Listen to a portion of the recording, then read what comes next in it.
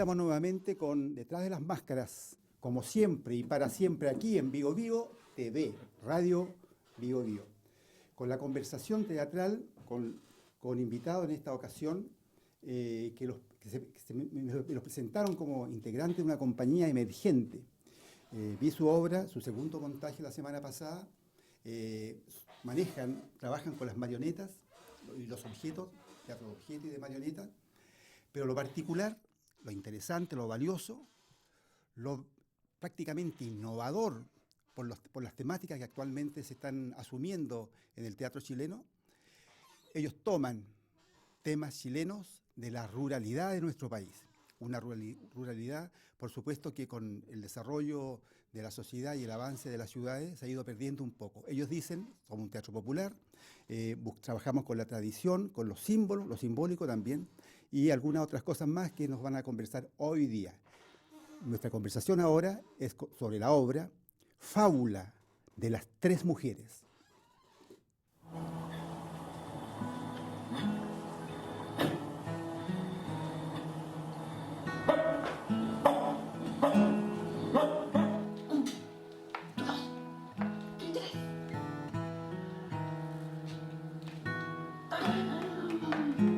¿Por qué anda su marido con fusil allá afuera?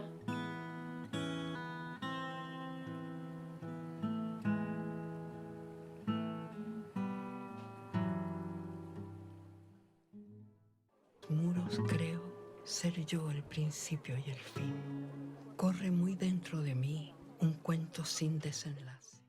Aleja al animal que nos acecha y cuídanos del mal que nos pertenece. No, huellas. Yo pensé en armar una trampa, yo pensé en salir a buscar gritamos. No lloramos. Detrás de las Máscaras en Vigo Vigo TV. Estamos conversando, vamos a iniciar una conversación en realidad, con nuestros dos invitados, integrantes de la compañía Teatro a Vapor, egresados hace poquito, en el 2019 y 2018.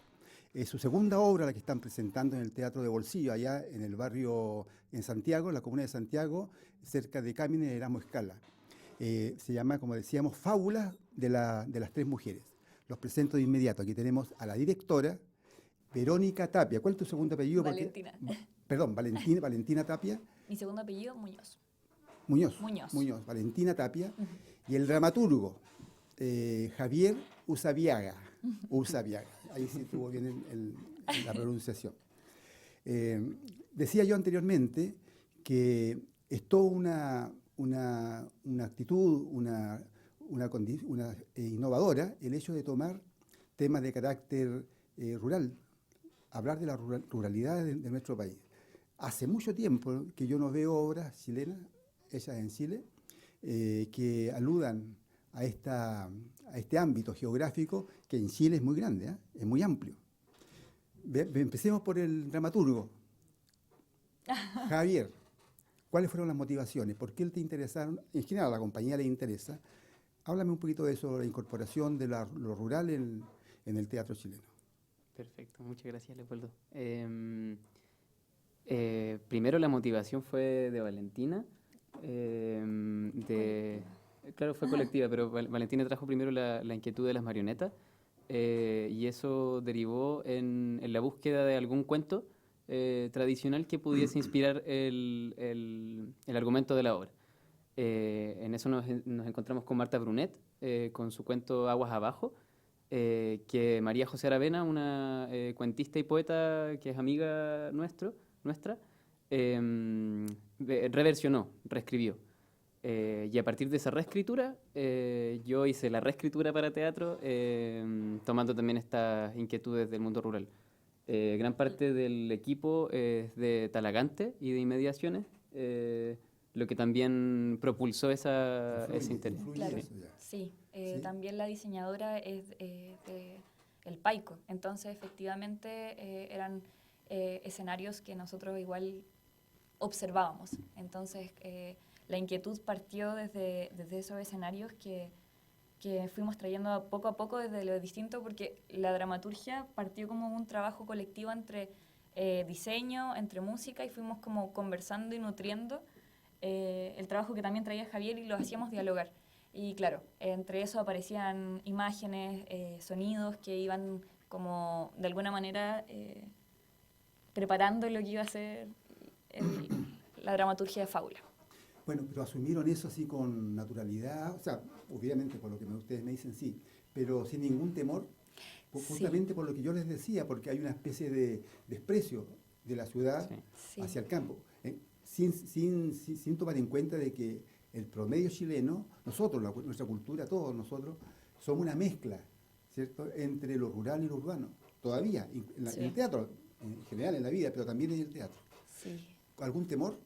Yo creo que es grande, en especial, o sea, a mi parecer, en especial porque, no sé, todas esas ciudades un poquito más periféricas como esta Talagante, una mezcla también entre lo rural y la ciudad. Entonces, como cómo abordar la tradición era un punto que nos causó como gran conflicto en algún momento de cómo poder acercarnos de una manera que trajera un poco, en el caso de María José, que era la cuentista, que trajera un poco su infancia también, pero la infancia del campo, pero a la vez como cómo traerla hoy en día, cómo presentarla. Creo que tuvo hartas conversaciones con la dramaturgia en especial.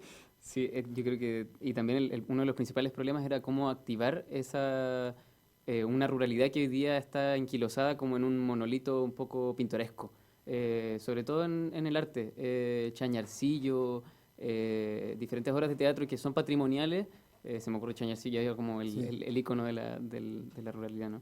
Pero ¿cómo sacar a la ruralidad de esa patrimonialización monolítica y activarla, volverla contingente de nuevo y también enfrentarla con esta urbanidad que está calando muy hondo en el ideario del Teatro Nacional? Claro, pero tú mencionaste a Chañarcillo, que habla de los mineros, ahí, que es una situación un poco distinta. Claro, pero acá son campesinos. Claro. Son campesinos. ¿Cómo fueron resolviendo eso? El saltarse, enfrentar y resolver ese tema de preocupación, de temor de no caer en el folclorismo, ¿no es cierto? Ni como dices tú, en lo pintoresco, en la estampa folclórica, así como, ¿cómo se llama eso? De las cuecas más tradicionales, que hablan como si fuera toda una felicidad en el campo. Yo creo que justamente fueron muchos procesos los que fueron acercando la obra, tanto desde la escritura y como la forma en que la fuimos configurando, como también en el ejercicio de tomar la obra y efectivamente, por ejemplo, las partes que eran en décima, en un comienzo empezamos a trabajarlas y necesitamos opinión también. Entonces, esta misma integrante que era de diseño tiene una agrupación folclórica en el Paico. Llevar las décimas, comentar las décimas, como nutrir un poco ese trabajo de entender cómo también ese trabajo cobra vida en esas voces. Entonces, efectivamente, estuvimos trabajando junto a un grupo de mujeres que hizo trabajo de las décimas, nos retribuyó el trabajo conversándonos, abriéndonos unas instancias que definitivamente fueron muy enriquecedoras porque se entremezclaba la intimidad del campo junto con la tradición folclórica. Entonces como que se lograba entrever, no sé, la palabra honestidad no sé si existe, pero como que se lograba entrever de una manera mucho más directa la relación entre... Sí, en el camino como nos fuimos dando cuenta de que los temas que estábamos tratando no eran para nada ajenos y que a la gente de la localidad que inspiró el argumento le importaba, le tocaba y sentía aún muy vivos esos problemas en sus vidas. En este caso, la articulación de las filiaciones femeninas en el campo alrededor de una figura muy patriarcal, ese tema caló muy hondo en la comunidad a la que asistimos. Eso fue durante las conversaciones. Sí. Bueno, pero en la obra se ve al patriarca lejos de la casa, cuidando animales, seguramente o terrenos, mientras las mujeres están encerradas. Ahora, ahí eligieron ustedes 3 prototipos, la abuela, la hija y la nieta, ¿cierto? En ese sentido un poco convencional, ese triunvirato. Y bien marcada además las posiciones culturales. ¿Se inspiraron en ese sentido en familias con esas características cuando estuvieron haciendo esta investigación? ¿O fue un recurso dramatúrgico? Fue ambas. Es un recurso dramatúrgico que empieza a llenarse. O sea, yo personalmente trabajo con una estructura, primero expresamente dramatúrgica. Armo los moldes, necesito a una vieja, a una madre y a una hija. Y luego voy llenando con las experiencias. Yo también viví en San Fernando, viví gran parte de mi infancia en San Fernando. Entonces también fui llenando esos arquetipos con particularidades de gente que yo sí conocía. Gente que vivía cerca de mí en San Fernando, también de las experiencias que compartimos con la comunidad en el Paico. Diferentes personas fueron particularizando estos arquetipos, pero no por eso dejan de ser arquetipos. De alguna forma se busca una fábula, ¿no? Es la universalización de un problema específico para que así la identificación del público sea más expedita. La imagen del puma, porque en esto estas mujeres están de noche, ¿no es cierto? Están encerradas en sus casas y los pumas han bajado de la montaña. En esa zona de Talagante o el Paico hay puma, no sé si hay puma, pero no importa eso, no tiene importancia. Acá en Chile hay puma y bajan también, han llegado aquí hasta la ciudad, en algunas comunas. ¿Cómo resolviste esa imagen? ¿Qué representa para ti esa imagen? ¿La creaste tú o fue un recurso de la dramaturgia? Nació como un recurso de la dramaturgia que trajo completamente a nuestro escenario. Claro, como decía bien Javier, era un tema que, como no sabíamos abordar, también encontramos en la fábula una manera de encontrarnos también nosotros con el relato. Entonces, el ingreso de estos animales, de estas analogías que se empiezan a crear entre hombre-puma, espacio exterior, espacio interior, como que eran dos espacios que estaban dialogando y que se estaban tensionando constantemente. Y en ese sentido nos pareció, al principio, en el tema las marionetas, todo aparece como, dijimos a primeras como, ¿cómo hacemos aparecer un puma en escena? Y nos dimos miles de vueltas de sí, ¿cómo hacemos crecer este imaginario? Pero después tal y como el hombre no se presenta, la amenaza que está afuera afectando y que este espectro que no se ve, media tanto lo de adentro que quisimos poner el ojo justamente en esto, a pesar de que constantemente el acecho existe. Entonces, si bien fue una figura que vino desde la dramaturgia, también fue como un tratamiento que creo que apareció mucho de la misma experiencia de estar montando la obra, ir diciendo cómo se va viviendo el encierro en esta escala también, en donde uno se ve también manipulando sobre estas mujeres, como que todo empieza a cobrar un aspecto más íntimo y externo. Claro. Ahora, el puma es una amenaza, evidentemente, en cualquier circunstancia, de día o de noche, pero no se muestra como una bestia sanguinaria. Esa es la primera cosa. Y no se muestra actuando físicamente en relación a las mujeres o a la casa esta donde están estas mujeres. Es como una representación. Saben que existe y saben que no se puede andar caminando así como si estuviera de paseo una persona. Bajan porque tienen hambre, además, ¿cierto? Tienen hambre. ¿Sería necesario darle como más protagonismo al puma desde el punto de vista de la dramaturgia? Yo creo que para nada. ¿No? Precisamente lo que dice Valentina creo que es muy preciso. El foco quisimos ponerlo en estas filiaciones femeninas. ¿Qué sucedía con estas relaciones entre mujeres en un contexto rural?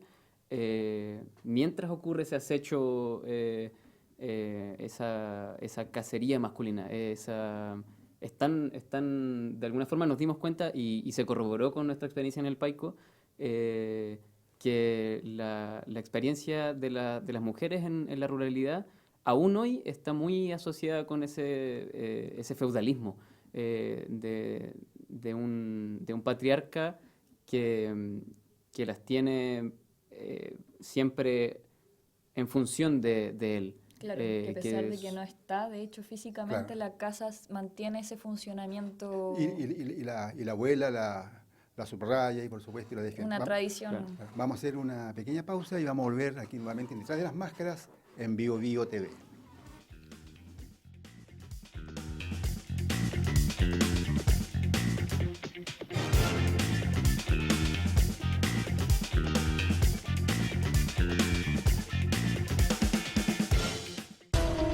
En Bio Bio profundizamos las noticias enfatizando la verdad siempre. Aquí tú te informas y entretienes.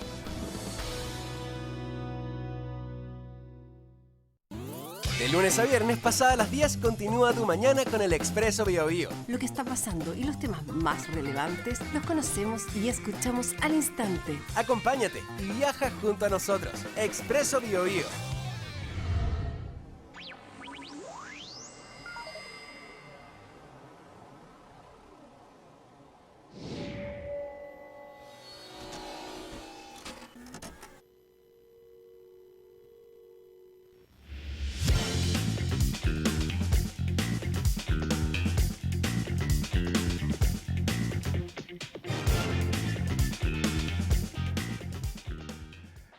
Volvemos aquí Detrás de las Máscaras en Bio Bio TV. Estamos conversando sobre la obra Fábula de las Tres Mujeres, una obra de la compañía Teatro a Vapor, escrita por Javier Usabiaga y dirigida por Valentina Tapia, que están aquí en el set de Bio Bio TV conversando con nosotros.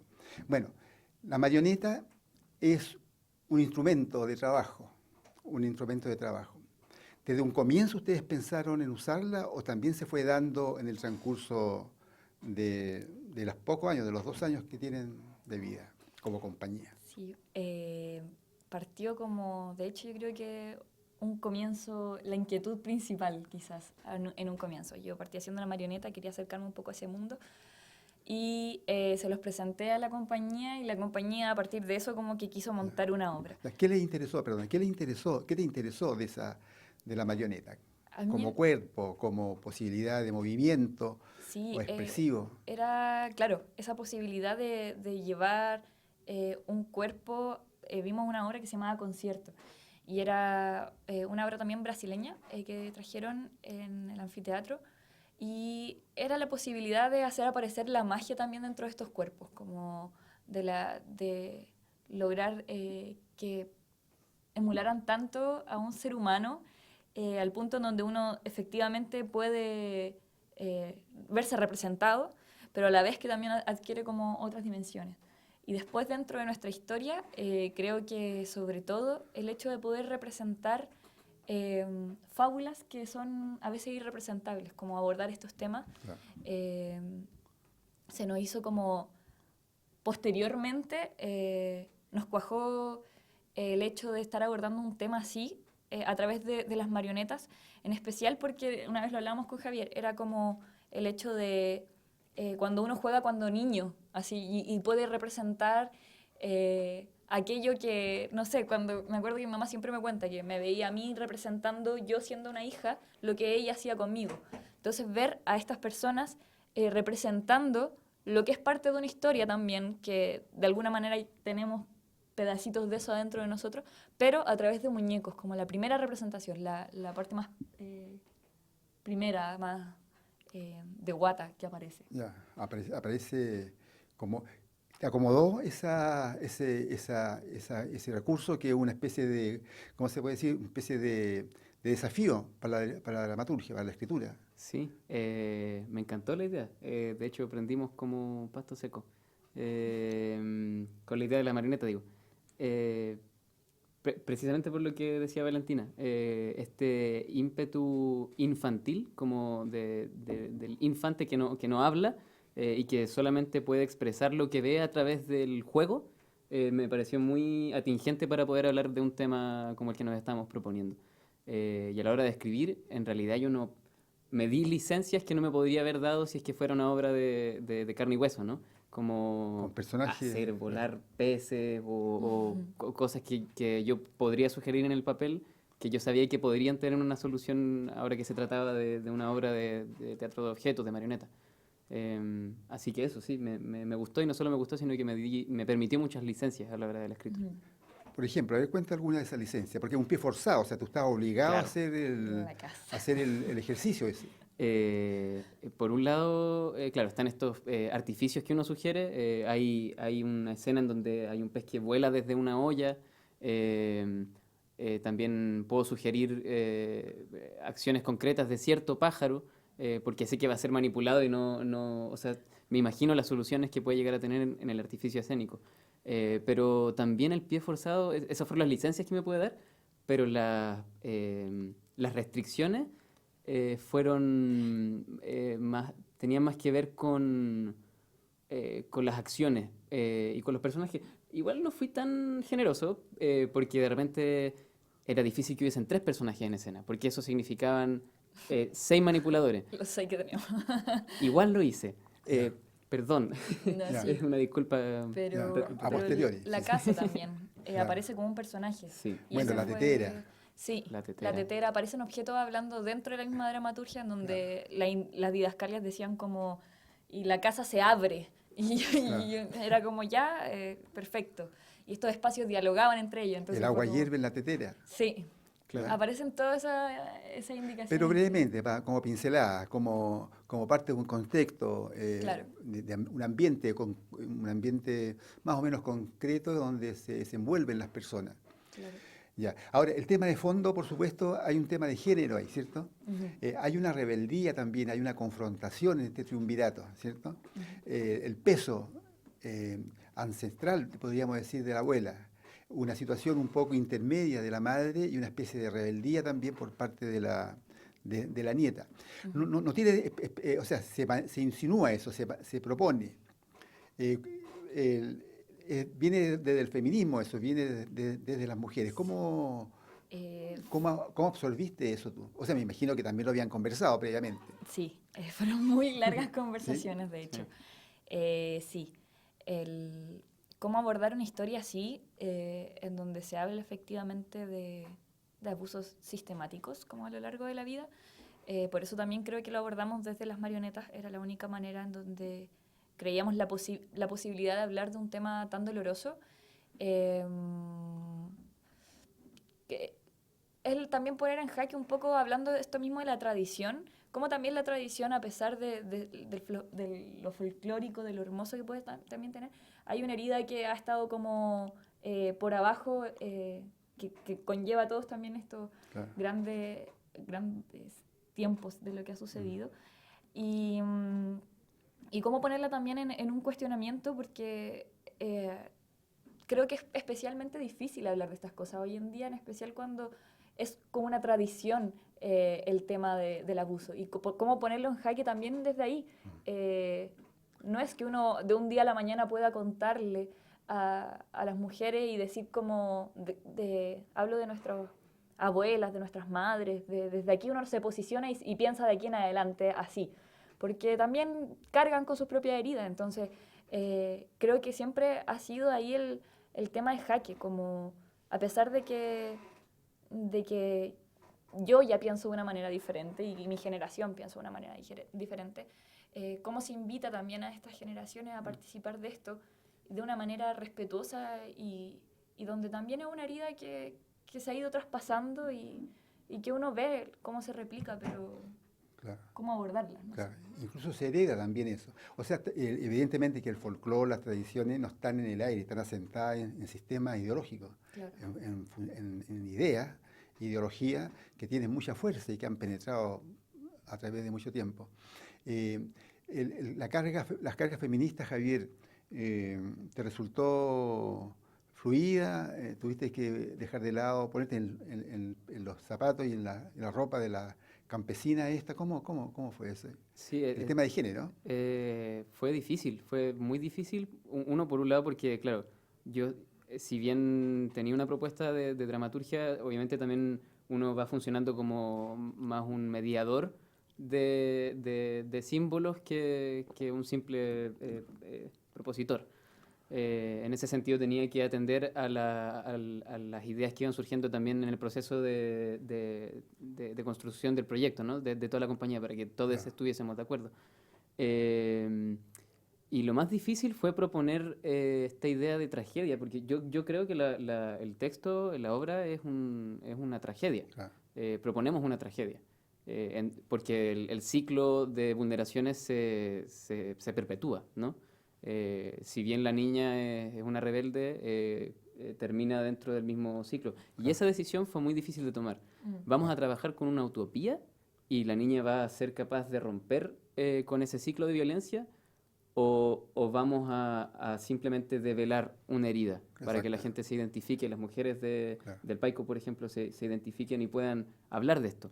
Claro. ¿Proponemos un espacio para hablarlo o proponemos una solución? Y esa decisión fue muy difícil. Optamos por develar esa herida. Claro. En definitiva, Fábula de las tres mujeres crea un universo con recursos sobre la tradición, por supuesto, de algunos símbolos y todo, y por esa misma vía, por esa misma decisión, es verdaderamente innovador considerando los temas que en general se toman en el teatro chileno. Me parece interesante ver eso e invitar al público a que vea la última función en el Teatro de Bolsillo. Todos los datos van a estar en la introducción de esta entrevista cuando aparezca, por lo tanto, no hay dónde perderse ahí. Estamos en pleno Santiago, ahí al lado de la calle Camin, ¿cierto? A 2 o 3 cuadras de Alameda, en la calle Erasmo Escala.